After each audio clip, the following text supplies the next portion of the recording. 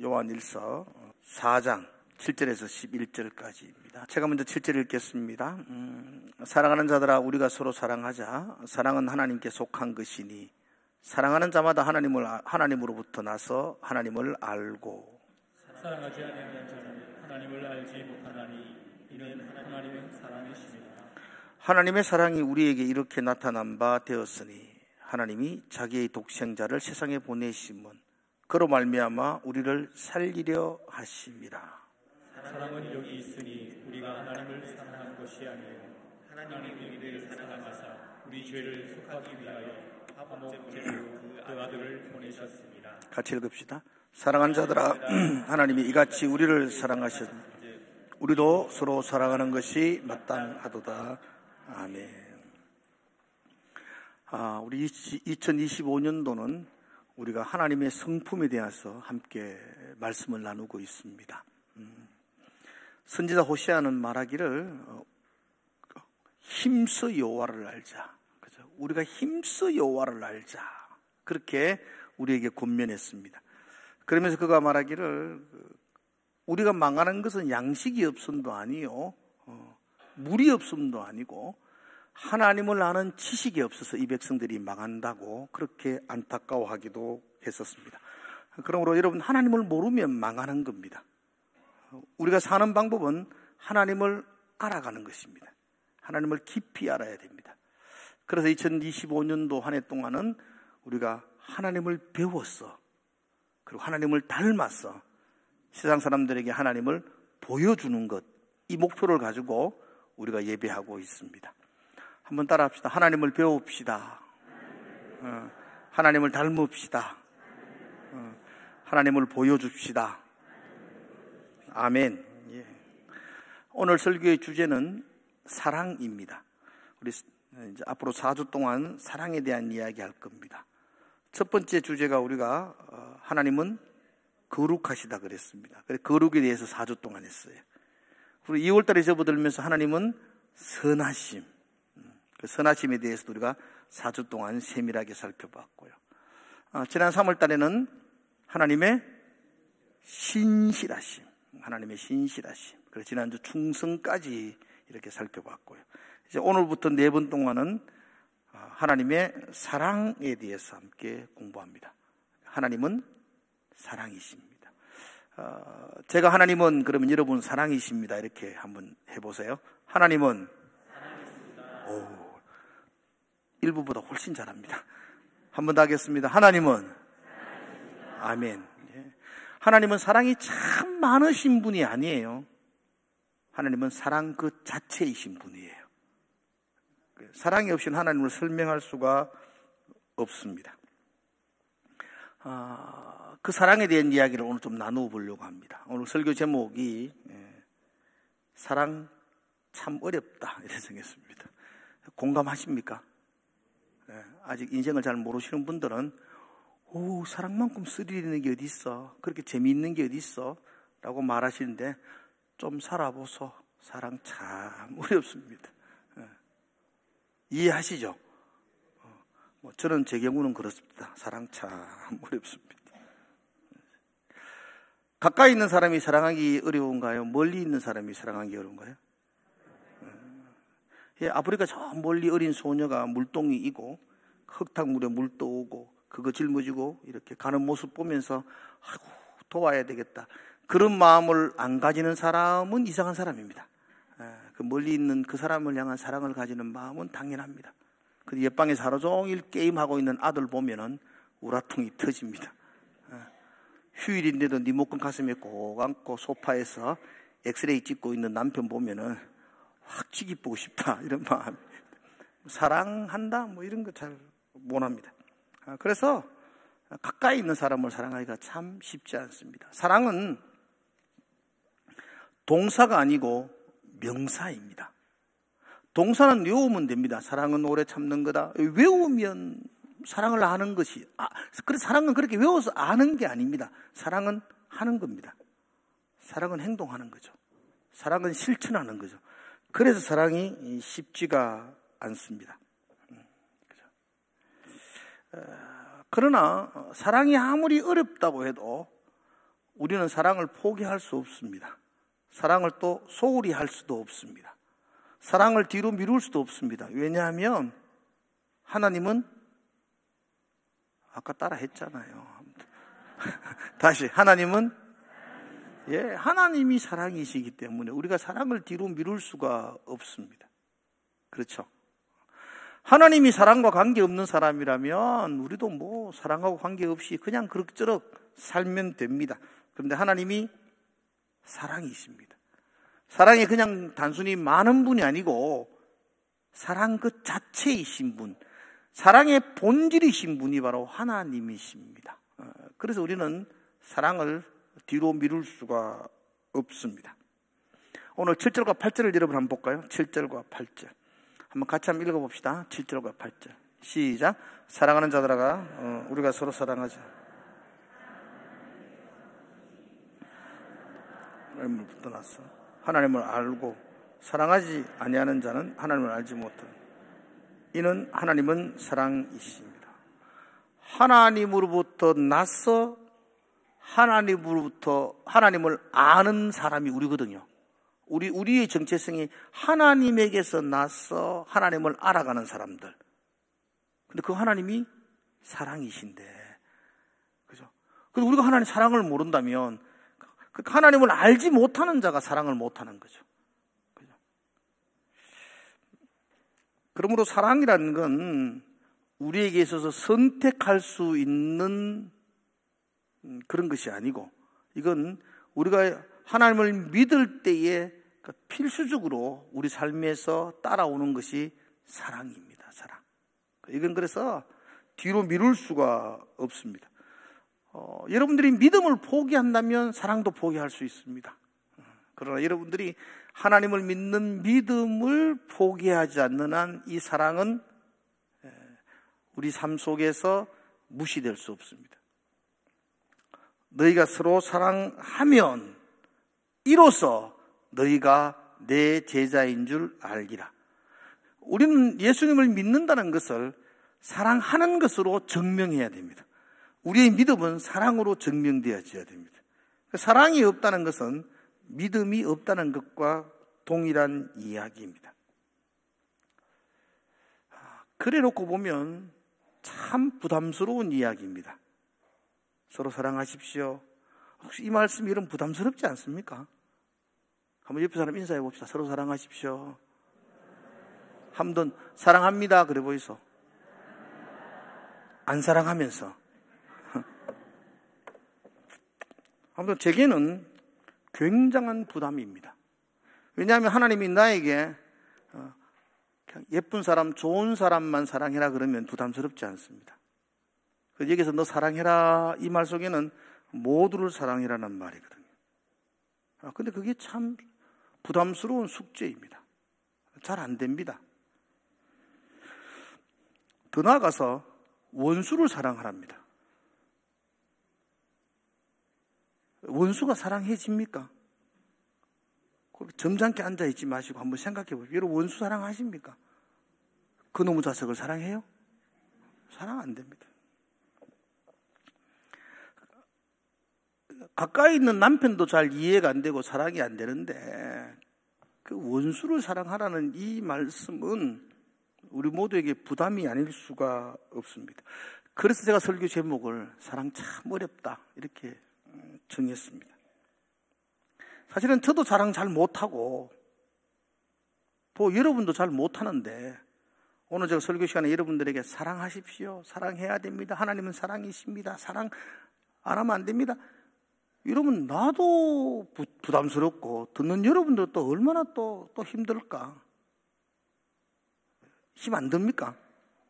힘 안 들어요. 그래서 제가 오늘 설교를 좀 바꾸려고 해요.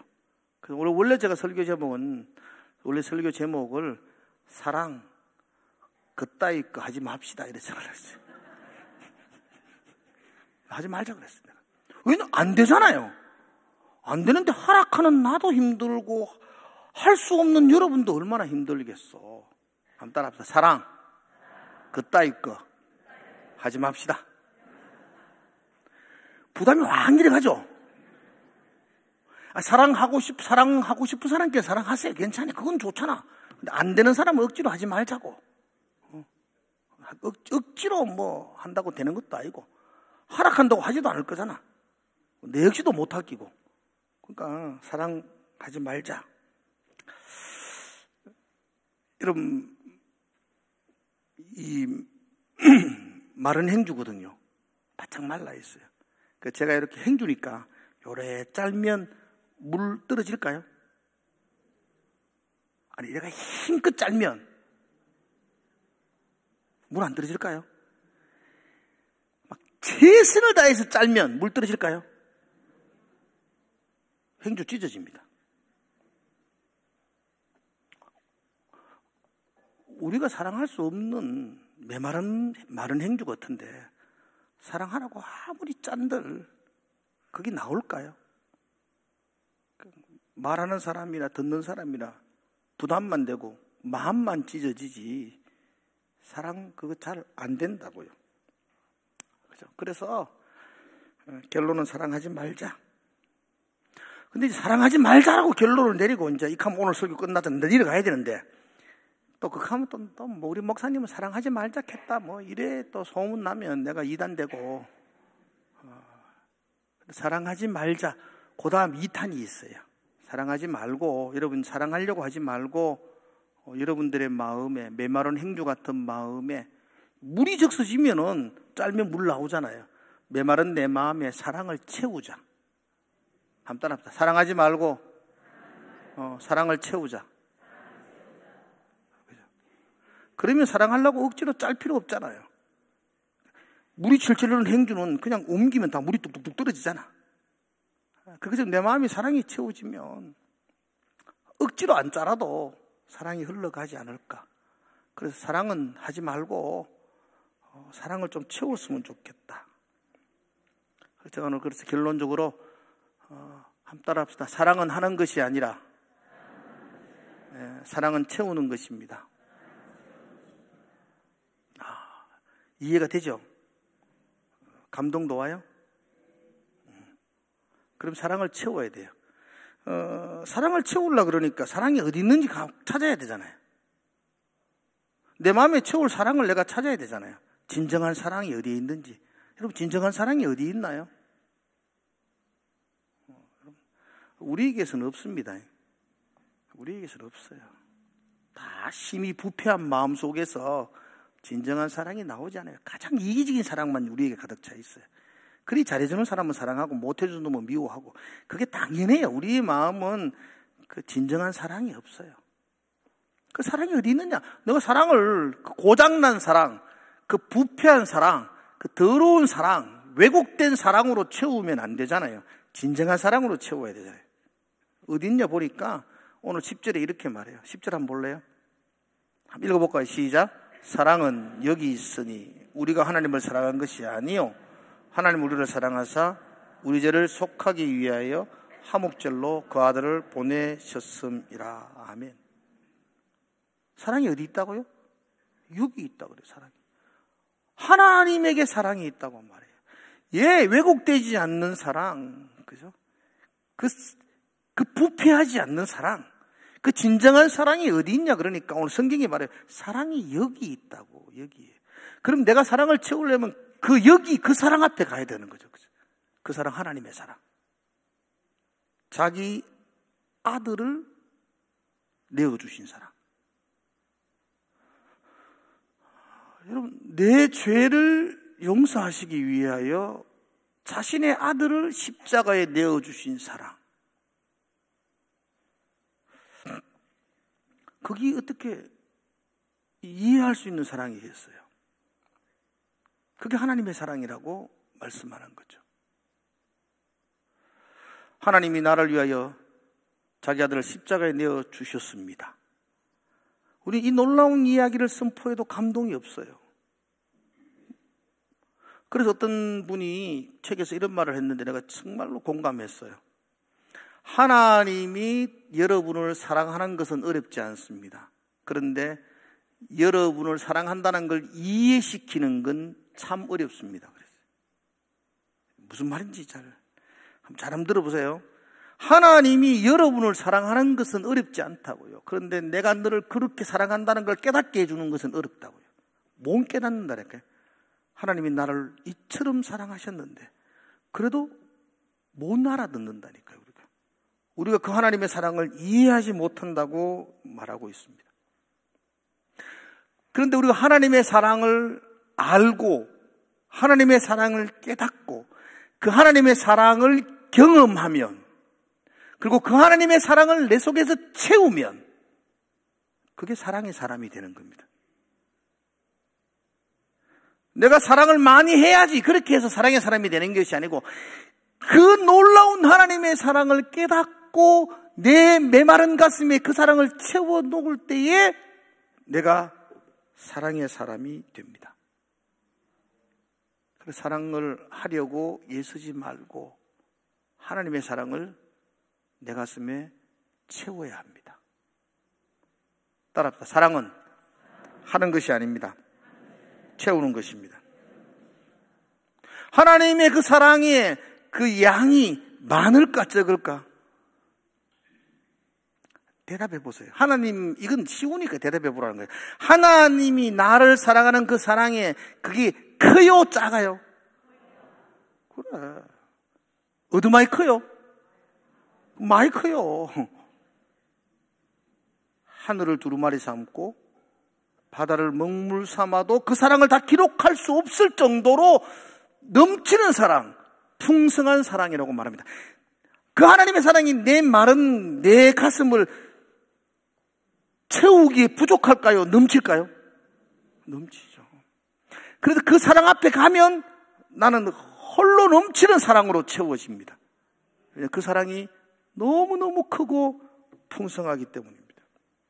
내가 그 사랑을 알고 그 사랑을 이해하고 그 사랑을 깨닫고 그 사랑을 발견하면 당연히 내 속에서 흘러 넘쳐서 내가 사랑의 사람이 되는 겁니다.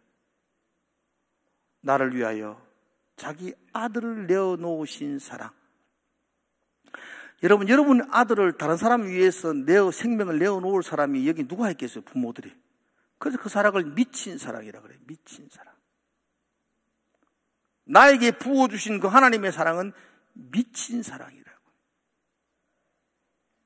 하나님이 이처럼 나를 사랑하셨다. 독생자를 주시기까지 이처럼 나를 사랑하셨다고 성경이 우리에게 말하고 있습니다. 그러므로 저와 여러분들은 이 짧은 시간이지만 나에게 부어주신 그 하나님의 사랑을 깊이 좀 생각하시고 묵상하시고 깨달았으면 좋겠어요. 그러면 이해 안 되는 사람이 없고 용서 안 되는 사람이 없습니다. 우리는 하나님의 사랑을 묵상하기보다는 그 미운 사람을 묵상할 때가 많아.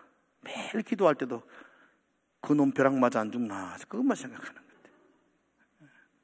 그 미워하는 사람 묵상하지 말고 하나님이 날 사랑하는 그 사랑을 묵상하시면 내가 사랑의 사람이 됩니다. 한번 이렇게 생각해 보세요. 우리가 지금 뭘 믿고 있는지. 여러분, 우리가 믿는 기독교라 그러잖아요. 한번 기독교에 여러분 교회 다니신 여러분들이 기독교의 근본적인 그 교리에 대해서 한번 생각해 보십시오. 세상의 모든 종교는요. 세상의 모든 종교는 인간이 여러분이 그냥 지성과 헌신과 모든 승김을 다해서 절대자인 신의 마음을 감동케 하고 신을 기쁘게 하고 신의 마음을 돌이켜서 내게 복을 주기를 간구하는 게 모든 종교입니다. 그래서 지성이면 그 다음 뭐라고요? 감천이다 그랬잖아요. 무당 한번 찾아가 보시죠. 무당이 제일 많이 하는 말 정성이 부족해. 복채 더 놓으라는 겁니다. 정성이 부족하다는 겁니다. 여러분이 어떻게 하는지 정성만 많이 놓으면 오케이. 그 세상의 모든 종교가 그렇습니다. 그래서 비나이다 108번뇌하고 그 108번 절하고 그렇게 해야만이 나의 그 열정을 보고 신의 마음이 감동해서 내게 은혜를 부어준다 그럽니다. 근데 우리 기독교는요, 이게 미친 종교입니다. 세상에 어디에도 그런 게 없습니다. 절대자이신 그분이 자기 아들을 죽여서 우리를 살렸다고요. 이게 뭔데? 벌레만도 못한 존재들을. 세상의 종교들은 자기 아들 죽여가지고 신을 기쁘게 해주는 게 그게 세상 종교잖아요. 근데 우리 기독교는 하나님이 자기 아들 죽이면서 여러분들에게 영원한 생명을 주신 종교라고요. 우리 그걸 믿는다고요, 그걸. 아멘이세요? 그게 감동이지 않나요, 그게? 오늘 우리가 예배드리는 게 무엇입니까? 내가 예배드리고 현금 많이 하면 하나님이 막 내 모습, 헌신의 모습을 보고 기뻐하셔가지고 내게 뭐 복을 주고, 그런 기독교는 없습니다. 그건 기독교 아닙니다. 내가 예배하는 이유는 하나님이 내게 베풀으신 그 은혜와 그 구원의 감격이 말로 표현할 수 없어 지금 기뻐하며 하나님께 영광을 돌리며 찬송하는 거잖아요. 그게 예배 아니에요. 그러므로 우리가 믿는 기독교는요, 하나님이 날 위해 헌신하신 기독교예요. 그 헌신을 사랑이라 그러죠. 하나님이 날 위해 사랑하셨는데 얼마나 사랑하셨냐니까 자기 아들을 십자가에 내어 놓으면서까지 사랑하셨어요. 그게 우리가 받은 사랑입니다. 사랑.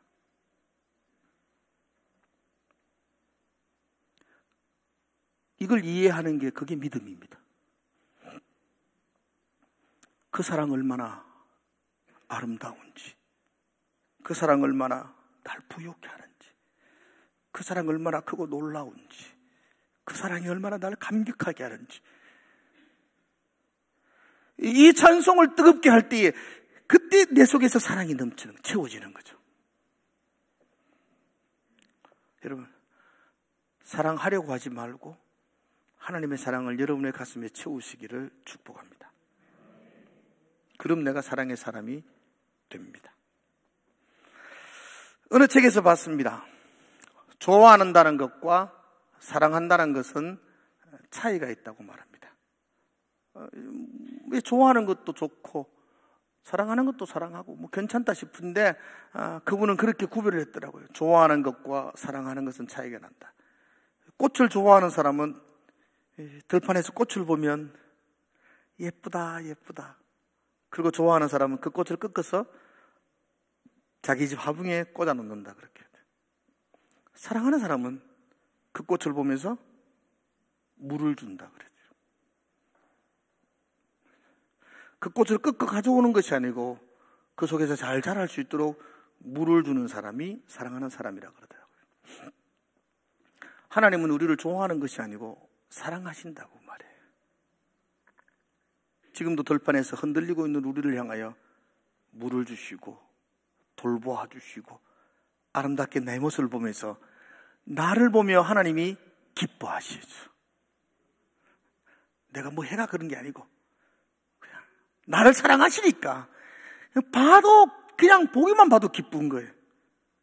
나를 얼마나 사랑하시면 그 연약한 들풀 같은 나를 보시면서 기뻐하시면서 물을 주시면서 내가 너를 사랑한다 그렇게 말씀하고 계십니다.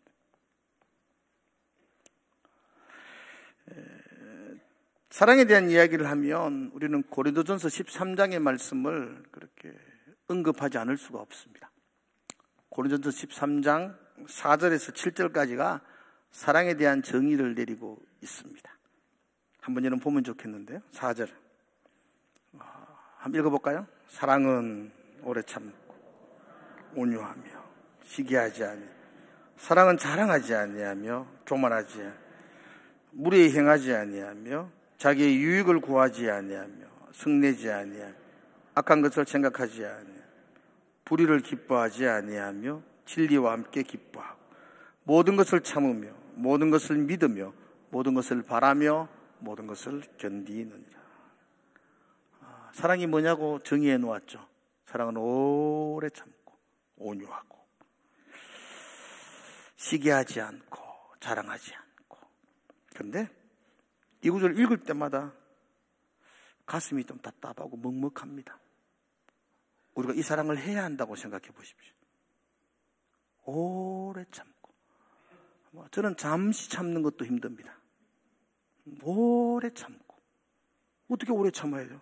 어떻게 오래 참을 수가 있죠? 어떻게 내가 온유할 수가 있어요? 하루에도 10번씩 자랑하고 싶은데 어떻게 자랑하지 아니하고 모든 것을 참으며 모든 것을 믿으며 모든 것을 바라며 모든 것을 견디고 이런 사랑을 내가 해야 한다고 생각해 보십시오. 얼마나 부담이고 하지 못하는 내 자신 때문에 얼마나 초라하고 아무리 하려고 해도 안 되는 데 때문에 힘들고 그렇지 않나요? 안 그런 척 했더래요. 그러지 마시고 똑같은 사람들 아닙니까? 근데 여러분 고린도전서 13장을 다른 각도로 이렇게 보십시오. 내가 감당해야 될 사랑이 아니고 하나님이 날 이처럼 사랑했다는 말씀으로 받아보십시오. 하나님이 나를 오래 참으셨습니다. 그래서 내가 지금 여기에 있는 것입니다. 하나님이 나에 대해서는 얼마나 온유하셨는지 말로 설명할 수 없습니다. 하나님은 나를 얼마나 기뻐하셨는지 내게 대해서 모든 것을 참아주시고 내게 대해서 모든 것을 믿어주시고 믿을 존재가 아닌데 믿어주시고 오늘도 나를 바라보주시고 고린도전서 13장은 내가 해야 될 사랑이 아니고 하나님이 내게 부어주신 사랑입니다. 그래서 이 말씀은 내게 부담이 아니고 감사와 감격입니다. 그 사랑 얼마나 놀라운지요. 그 사랑이 얼마나 크고 아름다운지. 나를 향한 하나님의 사랑의 관점으로 이 고린도서 13장을 바라보면 얼마나 감격하게 되는지 모릅니다. 그래서 사도 바울은 고린도후서 14장에서 이 그리스도의 사랑이 나를 강권하시는도다 이렇게 말했어요.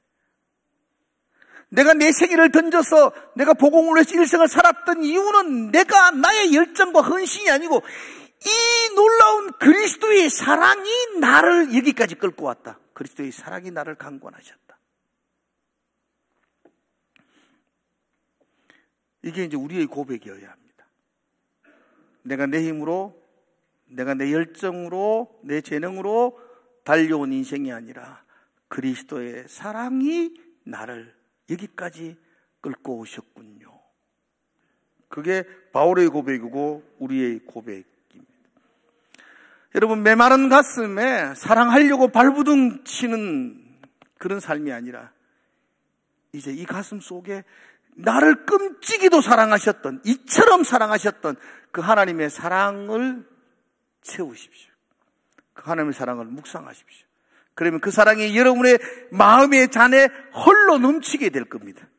하나님의 사랑은 여러분의 잔을 넘치게 채우고도 남음이 넘치는 사랑이니까 그 사랑을 묵상할 때마다 그냥 부어주는 하나님의 사랑에 감격하지 않을 수 없고 그 사랑이 흘러 넘치면 내가 원수를 사랑한다 뭐 이런 노래 갈 거 없습니다. 그냥 그 사랑이 그대로 우리 이웃들에게 흘러가게 될 것입니다.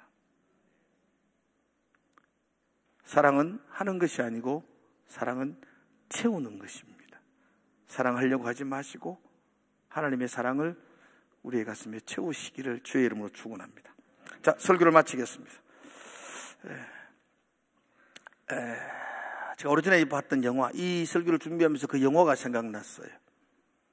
조금 주일 설교하기에, 인용하기에는 좀 적당하지 않는 영화 같습니다만서도 그래도 그 장면이 떠나지 않아요. 영화 제목은 닮아야 놀자는 제목입니다.